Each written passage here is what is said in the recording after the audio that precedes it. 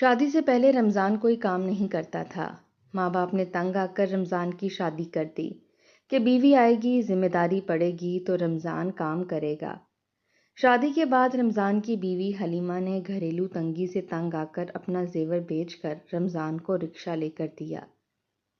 کچھ دن تو رمضان نے کام دل لگا کر کیا اور اس کے بعد رکشہ سٹینڈ پر رکشہ کھڑا کر کے رمضان لوگوں سے باتیں کرتا رہتا۔ ساس سسر حلیمہ سے چوری چھپ کے گوشت کھاتے، دودھ پیتے، حلیمہ اور اس کے بچے منہ دیکھتے رہ جاتے۔ ایک روز حلیمہ کا بیٹا بخار میں تپ رہا تھا اور دودھ مانگ رہا تھا۔ تنگ آ کر حلیمہ گھر سے باہر آئی، سامنے بلی کے پیالے میں دودھ دیکھ کر، دادو تھوڑا سا گوشت کا سالن مجھے بھی دے دینا، مجھے بہت اچھا لگتا ہے، لیکن امی کبھی پکاتی ہی نہیں ہیں، کبھی دال پکا لیتی ہیں اور کبھی ٹینڈے۔ 5 سالہ ذیشان دادی کے پاس کھڑا ہوا تھا، منتیں کرتے ہوئے دادی سے تھوڑا سا گوشت کا سالن مانگ رہا تھا۔ رضیہ نے گھوری ڈال کر اپنے پوتے کی طرف دیکھا۔ چل بھاگ یہاں سے، اپنے باپ کو بول کوئی کام دھندا کیا کرے اور تمہیں بھی گوشت کھلا دیا کرے۔ ہم نے کوئی ٹھیکہ تو نہیں اٹھا رکھا نا، پہلے تمہارے باپ کو پالا بڑا کیا، گھر بنا کے دیا، شادی کی، اور اب تمہیں بھی پالیں۔ نکلو یہاں سے، کوئی گوشت ووشت کا سالن نہیں ہے۔ رضیہ نے جھڑک کر ذیشان کو وہاں سے بھگا دیا تو وہ آنسو بھری آنکھوں کے ساتھ حلیمہ کے پاس جا بیٹھا۔ اماں، ہمارے ابا کام کیوں نہیں کرتے؟ کیا ان کا دل نہیں کرتا کہ ہم بھی گوشت کھائیں، اچھے اچھے کپڑے پہنیں، دودھ پئیں؟ معصوم ذیشان کے لہجے میں حسرت بول رہی تھی۔ حلیمہ کا دل بری طرح سے دکھا، بیٹے کو پیار سے گلے لگایا اور گال چوم ڈالے۔ کوئی بات نہیں بیٹا، میں نے آج آپ کی پسند کی سبزی بنائی ہے، آلو اور مٹر، وہ کھا لینا۔ اور ذیشان اتنی سی بات پر خوش ہو گیا تھا، فوراً سر ہلاتے ہوئے ہاتھ دھونے بھاگا۔ حلیمہ نے جلدی سے توے پر روٹی ڈالی اور گرم گرم سالن اور روٹی ذیشان کے سامنے رکھی۔ ذیشان رغبت سے کھانا کھانے لگا۔ رمضان کوئی کام نہیں کرتا تھا اور حلیمہ بچوں کی آنکھوں میں چھپی ہوئی حسرتیں دیکھ نہیں سکتی تھی۔ مجھے کچھ کرنا ہوگا، آج رمضان سے بات کرتی ہوں۔ شام کو رمضان گھر آیا تو حلیمہ کو آوازیں لگانا شروع کر دیں۔ حلیمہ، او حلیمہ، جلدی سے کھانا لے کر آ، بہت بھوک لگی ہے۔ حلیمہ جلدی سے اٹھی، توے پر گرم روٹی ڈالی اور لا کر رمضان کے سامنے رکھ دی۔ رمضان، مجھے آپ سے کچھ بات بھی کرنی ہے۔ ساتھ ہی اس نے سلیقے سے بات کا آغاز کیا۔ ہاں بول، کیا بات ہے؟ سالن آج بہت اچھا بنایا ہے۔ وہ ساتھ ساتھ کھانا کھا رہا تھا۔ میں سوچ رہی تھی، میرا تھوڑا سا زیور ہے، وہ بیچ کر آپ کو کوئی کاروبار کروا دوں تاکہ گھر کی یہ تنگی ختم ہو۔ بچے روتے رہتے ہیں، اچھا کھانے پینے کو مانگتے ہیں، بڑے ہو رہے ہیں، اب ہمیشہ تو انہیں نہیں ٹال سکتی نا۔ حلیمہ کی بات سن کر رمضان نے بھی کچھ سوچا، پھر اس کی طرف دیکھا۔ ٹھیک ہے، تو پھر ایسا کر، زیور بیچ کر مجھے رکشہ لے دے، آج کل رکشہ چلانے پر بہت آمدنی ہو رہی ہے۔ اس طرح حلیمہ نے زیور بیچ کر رمضان کو رکشہ لے دیا۔ رمضان دل لگا کر کام کرنے لگا، گھر میں گوشت اور دودھ آنے لگا، بچے بھی خوش ہو کر گوشت کھاتے اور دودھ پیتے۔ اب تو سسر ساس بھی بہو اور پوتے پوتیوں کے صدقے واری جانے لگی تھے۔ پہلے گوشت اور دودھ وغیرہ لاتے تھے تو چوری چھپکے سے خود ہی کھا پی لیا کرتے تھے۔ حلیمہ صرف کھانے بنانے کے لیے رکھی ہوئی تھی۔ گوشت لاتے، حلیمہ بھون کر دیتی اور وہ دونوں بیٹھے دیکھتے ہی دیکھتے چٹ کر جاتے۔ کبھی حلیمہ سے نہیں کہا تھا کہ تھوڑا سا تم بھی چکھ لو یا اپنے بچوں کے لیے تھوڑا سا لے لو، یہاں تک کہ انہوں نے کبھی رمضان کا بھی خیال نہیں کیا تھا۔ سسر اور ساس دونوں صحت مند تھے۔ سسر کرانے کی دکان پر کام کرتا تھا، اس لیے اپنا اور بیوی کا خرچہ بآسانی اٹھا رہے تھے۔ رمضان بچپن سے ہی پڑھائی میں نالائق تھا، نہ کام کرنے میں دل لگتا تھا اور نہ ہی پڑھائی میں دل لگتا تھا۔ ان کے باپ نے بہت کوشش کی رمضان کوئی کام دھندا سیکھ لے اور نہیں تو محنت مزدوری کرنے لگے، مگر رمضان سے کچھ نہیں ہوتا تھا۔ بچپن میں لاڈ پیار دیا اور جب وہ بڑا ہو گیا تو بہت زیادہ نکما ہو گیا، ماں باپ کی کسی بات پر کان ہی نہیں دھرتا تھا۔ رضیہ اور جمال جب اسے سمجھا سمجھا کر تھک گئے تو انہوں نے فیصلہ کیا کہ رمضان کی شادی کر دیتے ہیں، ہو سکتا ہے سر پر بیوی کی ذمہ داری پڑے تو ٹھیک ہو جائے اور کمانے لگے۔ رشتے دیکھنا شروع ہوئے تو رضیہ کی منظور نظر حلیمہ ٹھہری۔ وہ مناسب صورت تھی، مناسب پڑھی لکھی اور صابر و شاکر نظر آتی تھی۔ باپ مزدور تھا، چارپائی پر لیٹا تھا۔ 3 بہنیں تھیں جو اپنے اپنے گھروں کی تھیں اور دور دراز شہروں میں بیائی گئی تھیں۔ ایک یہی حلیمہ رہتی تھی۔ ماں کو مرے عرصہ گزر چکا تھا۔ رضیہ کو ایسا ہی گھر چاہیے تھا جہاں کی لڑکی غریب مسکین ہو، اس کے سامنے آواز بھی نہ نکالے اور اس کے ساتھ ساتھ اس کے نکمے بیٹے کو بھی سیدھا کر دے۔ اس طرح حلیمہ بیاہ کر رمضان کے گھر آ گئی۔ چند دنوں تک اس نے دیکھا کہ رمضان گھر پر ہی ہوتا ہے۔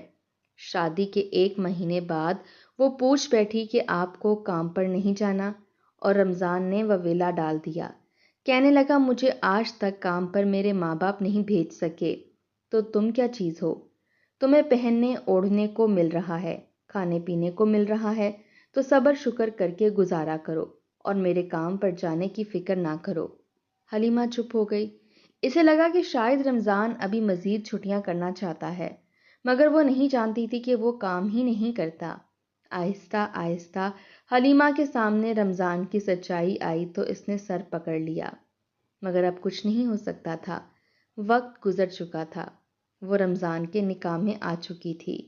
اب نہ اسے چھوڑ کر جا سکتی تھی اور نہ ہی کام کے لیے مجبور کر سکتی تھی، اس لیے صبر کے گھونٹ بھر کر رہ گئی۔ گھر میں راشن سسر ڈلواتے تھے اور بل وغیرہ بھی سسر ہی بھرا کرتے تھے۔ حلیمہ سارا دن گھر کے کام کاج کرتی، اپنے ساس سسر کی خدمت کرتی، بدلے میں اسے اور رمضان کو 2 وقت کی روٹی نصیب ہو جایا کرتی تھی۔ شادی کے 1 سال بعد ہی اللہ تعالیٰ نے حلیمہ پر کرم کیا اور حلیمہ کے پاس ایک خوبصورت بیٹا ہوا۔ اخراجات بڑھ گئے تھے، بچے کی 100 ضروریات تھیں جنہیں پورا کرنے کے لیے حلیمہ کو ساس سسر کے سامنے ہاتھ پھیلانا پڑتا تھا۔ پھر 2 سال بعد ایک بار پھر سے حلیمہ امید سے ہوئی اور اس بار اس نے ایک بیٹی کو جنم دیا۔ بیٹی بھی بہت خوبصورت تھی، مگر ان کا کنبہ بڑھ گیا تھا۔ اب حلیمہ اور اس کے بچے بوجھ بن گئے تھے۔ بھلے حلیمہ ان کی لاکھ خدمت کرتی تھی، انہیں ہر چیز ہاتھ میں لا کر تھماتی تھی، مگر یہ خدمت اب مہنگی پڑ رہی تھی۔ جتنا خرچہ وہ حلیمہ اور اس کے بچوں پر کر رہے تھے، اتنے میں تو ایک کام والی آرام سے رکھ لیتے، اس لیے انہوں نے حلیمہ کو تیور دکھانے شروع کر دیے۔ ساس تانے مارتی کہ ایک شوہر کو مٹھی میں نہیں کیا، اسے کام پر نہیں لگا سکی، جبکہ رمضان کے سامنے اچھے بن جاتے۔ رمضان گھر پر نہ ہوتا تو اچھی چیزیں بنوا کر کھا لیتے اور رمضان کے سامنے دکھاوا کرتے کہ وہ بھی دال روٹی کھا رہے ہیں۔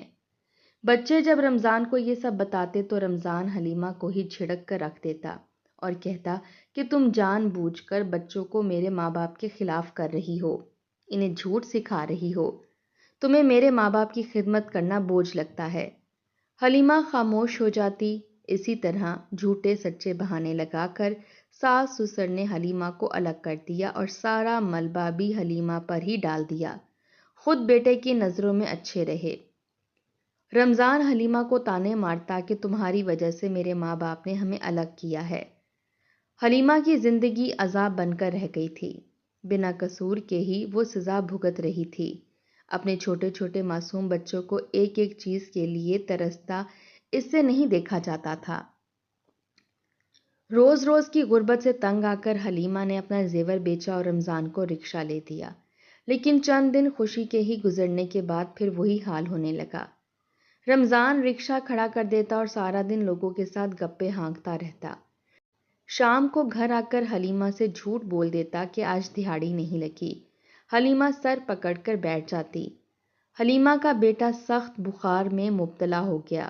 بخار اتنا تیز تھا کہ ہاتھ لگائے نہیں لگتا تھا۔ بیٹے کا نازک سا جسم دہک رہا تھا، چہرہ زردی مائل ہو چکا تھا، آنکھیں آدھی کھلی رہتی اور ہونٹ خشک ہو گئے تھے۔ وہ بار بار کراہتا اور حلیمہ کے گلے لگ کر کہتا کہ اماں دودھ دے دو۔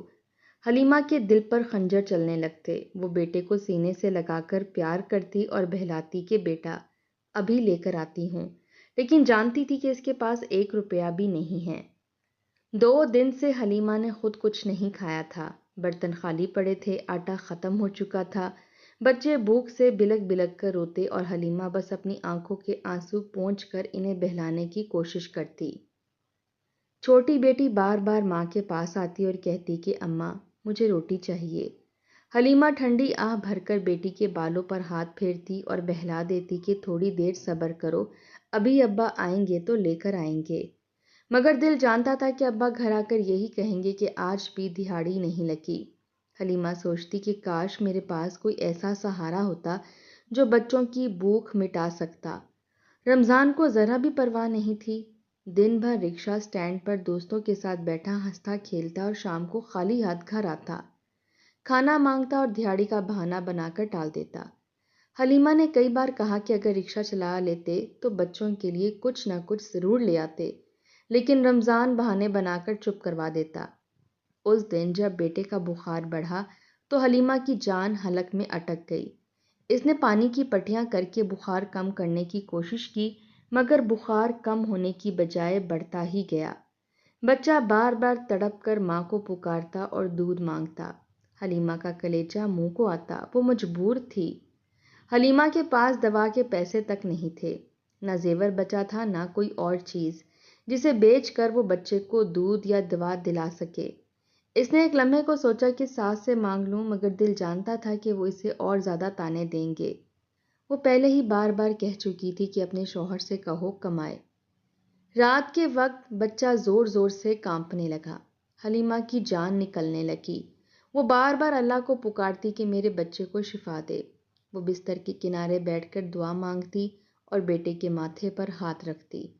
بیٹی بھی پاس بیٹھی روتی رہی کہ اماں مجھے بھی دودھ چاہیے۔ اس نے اپنے کپڑے کو پانی میں بھگو کر بیٹے کے ماتھے پر رکھا تاکہ بخار کم ہو، مگر بخار کم نہ ہوا۔ بچہ نیم بے ہوش سا ہو گیا۔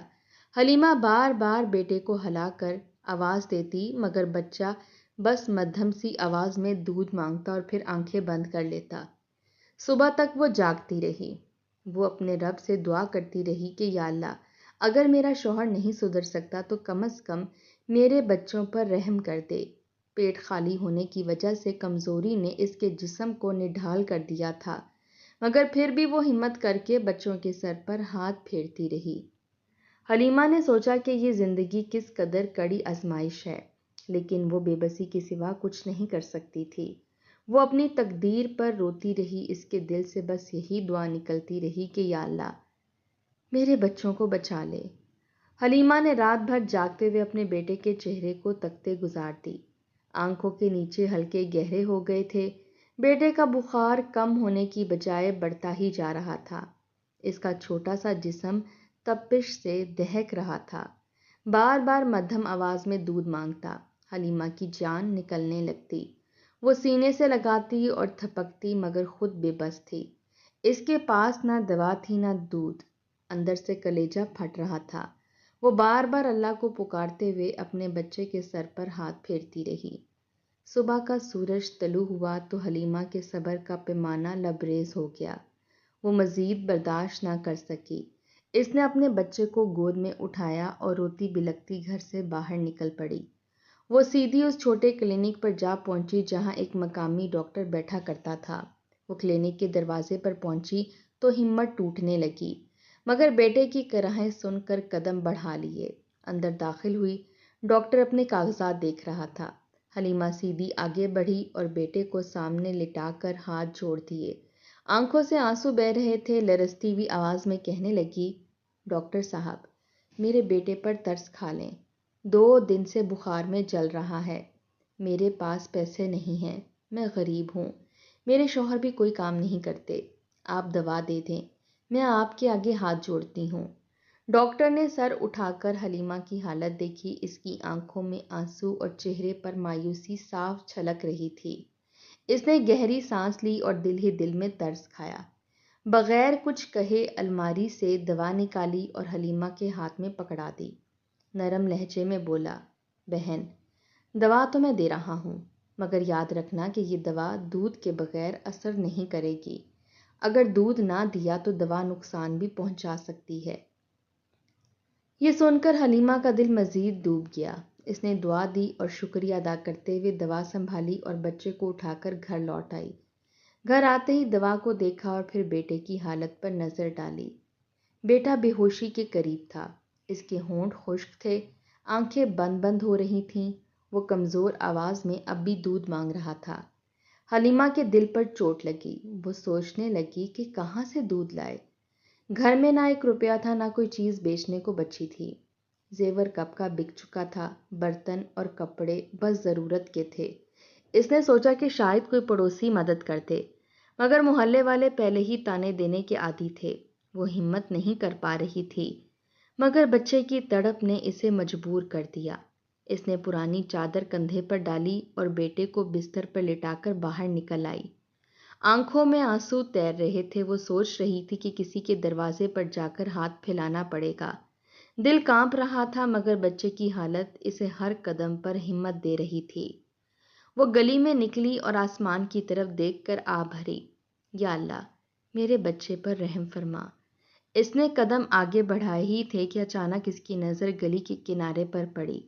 وہاں ایک بلی بیٹھی تھی، اس کے سامنے ایک ٹوٹا ہوا برتن رکھا تھا۔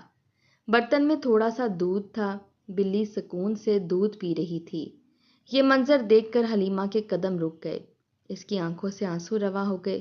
اس نے سوچا کہ یہ دودھ اگر میں اپنے بچے کو دے دوں تو شاید دوا کا اثر ہو جائے، مگر پھر دل نے کہا کہ یہ بے زبان جانور کا حق ہے۔ بلی دودھ پی رہی ہے، اس کا دودھ چھیننا گناہ ہے۔ حلیمہ کا دل پھٹنے لگا، وہ آگے بڑھی، ہاتھ جوڑے، آنکھوں سے بہتے آنسو زمین پر ٹپکنے لگے۔ وہ روتے ہوئے آہستہ آواز میں بولی، یا اللہ، مجھے ہمت دے، مجھے معاف کر دے۔ میں ایک بے زبان کا حق چھین رہی ہوں، میں گناہ کر رہی ہوں، مگر میرا بچہ بھوک اور بیماری سے مر رہا ہے، میرے پاس کوئی چارہ نہیں۔ تو جانتا ہے یا اللہ میں کتنی مجبور ہوں۔ وہ دھڑکتے دل کے ساتھ برتن کی طرف بڑھی، لرزتے ہاتھوں سے برتن اٹھا لیا، آنکھوں میں آنسو اب بھی بہہ رہے تھے۔ اس نے آسمان کی طرف دیکھا، دل ہی دل میں اللہ سے معافی مانگتی رہی۔ ابھی سیدھی ہوئی ہی تھی کہ اچانک اس کی نظر سامنے پڑی اور وہ وہیں پر ٹھٹک کر رک گئی۔ سامنے سے ایک بڑی سی کار رک گئی، دروازہ کھلا اور ایک نفیس لباس پہنے عورت باہر نکلی۔ حلیمہ کی نظریں اس پر جمی رہ گئیں۔ وہ اس کی چھوٹی بہن نسرین تھی، جو دور کے شہر میں ایک امیر گھرانے میں بیائی گئی تھی۔ حلیمہ کا دل دھک سے رہ گیا، برسوں بعد بہن سامنے کھڑی تھی۔ نسرین نے ایک نظر حلیمہ کی حالت دیکھی، اس کے پھٹے پرانے کپڑے، آنسوؤں سے بھیگا ہوا چہرہ اور ہاتھ میں پکڑا دودھ کا برتن۔ آنکھوں میں نمی تیرنے لگی۔ نسرین آگے بڑھی اور بغیر کچھ کہے حلیمہ کو گلے لگا لیا۔ دونوں بہنیں ایک دوسرے کے ساتھ لپٹ کر رونے لگیں۔ حلیمہ لفظ تک نہ نکال سکی، مگر نسرین نے اس کی خاموشی سے سب کچھ سمجھ لیا۔ وہ جان گئی کہ حلیمہ کتنے دکھ جھیل رہی ہے۔ اس نے پیار سے حلیمہ کے سر پر ہاتھ پھیرا اور آہستگی سے کہا، اب اور کچھ نہیں، تم میرے ساتھ چلو۔ نسرین نے حلیمہ کو سہارا دیا، بچوں کو بھی اپنی گاڑی میں بٹھایا۔ بیمار ذیشان نیم بے ہوش تھا۔ گاڑی سیدھی ان کے والد کے پرانے مگر کشادہ گھر کی طرف روانہ ہو گئی۔ وہاں پہنچتے ہی نسرین نے ڈاکٹر کو بلوایا، بچے کو فوراً دوا دی گئی، ساتھ ہی دودھ اور پھل بھی لائے گئے۔ حلیمہ کے آنسو تھمنے کا نام نہیں لے رہے تھے، لیکن اب ان میں شکر گزاری جھلک رہی تھی۔ بچے آہستہ آہستہ سنبھلنے لگے۔ ادھر رمضان شام کو جب گھر لوٹا تو دروازہ سنسان تھا، نہ بیوی تھی نہ بچے۔ وہ پریشان ہو گیا، فوراً ماں باپ کے پاس گیا اور پوچھا کہ حلیمہ اور بچے کہاں گئے ہیں۔ ماں باپ نے انکار کر دیا کہ انہیں کچھ خبر نہیں۔ رمضان کو ایک پل کے لیے یقین نہ آیا، مگر جب گھر اور محلے میں ڈھونڈا تو واقعی کوئی سراغ نہ ملا۔ دن گزرنے لگے، رمضان بے چین ہو کر ہر طرف تلاش کرتا رہا، مگر کہیں کوئی نشان نہ ملا۔ 12 دن کے بعد اسے اطلاع ملی کہ حلیمہ اپنے والد کے گھر ہے۔ رمضان سیدھا وہاں جا پہنچا۔ دروازے پر پہنچتے ہی اس نے دیکھا کہ بچے صحن میں کھیل رہے ہیں اور حلیمہ سکون سے بیٹھی انہیں دیکھ رہی ہے۔ یہ منظر دیکھ کر رمضان کے اندر غصہ بھی آیا اور شرمندگی بھی۔ وہ آگے بڑھا اور سخت لہجے میں کہنے لگا، یہ کیا ڈرامہ ہے حلیمہ، تم مجھے چھوڑ کر یہاں آ گئی ہو۔ اتنے میں نسرین اور دیگر بہنیں آگے آ گئیں۔ ان کے چہروں پر سختی اور دکھ دونوں تھے۔ نسرین نے بھرے لہجے میں کہا، ڈرامہ نہیں رمضان، یہ حقیقت ہے۔ تمہارے بیٹے کو بخار میں تڑپتے دیکھا، تمہاری بیوی کو بلی کے برتن سے دودھ چھینتے دیکھا، سوچو، ایک ماں کتنی مجبور ہوگی جو یہ سب کرنے پر اتر آئے۔ کیا یہ سب سن کر بھی تمہیں شرم نہیں آتی؟ رمضان کے قدم جیسے زمین میں دھنس گئے، اس کے دل پر چوٹ لگی۔ سامنے بچوں کے چہرے یاد آنے لگے، جن کی آنکھوں میں ہمیشہ حسرت جھلکتی تھی۔ اس کے کانوں میں بیٹے کی کراہیں گونجنے لگیں۔ وہ نظریں جھکا گیا، دل ہی دل میں اسے اپنی غفلت کا احساس ہونے لگا۔ وہ آہستگی سے بولا، میں غلط تھا۔ میں نے کبھی سوچا ہی نہیں کہ میری لاپرواہی نے تمہیں کہاں لا کر کھڑا کیا ہے۔ اس کی آنکھوں سے آنسو نکل آئے۔ اس نے بچوں کو گلے لگا لیا اور وعدہ کیا کہ اب سے وہ محنت کرے گا۔ حلیمہ خاموش کھڑی رہی، مگر اس کی آنکھوں میں بھی نمی تھی۔ چند دن بعد رمضان نے واقعی کام شروع کر دیا۔ رکشہ چلانے لگا، محنت کر کے روزی لانے لگا۔ حلیمہ اور بچے واپس اپنے گھر آ گئے۔ غربت اب بھی تھی، مگر رمضان کی سنجیدگی اور محنت نے ان کے دلوں میں امید کی کرن جگا دی۔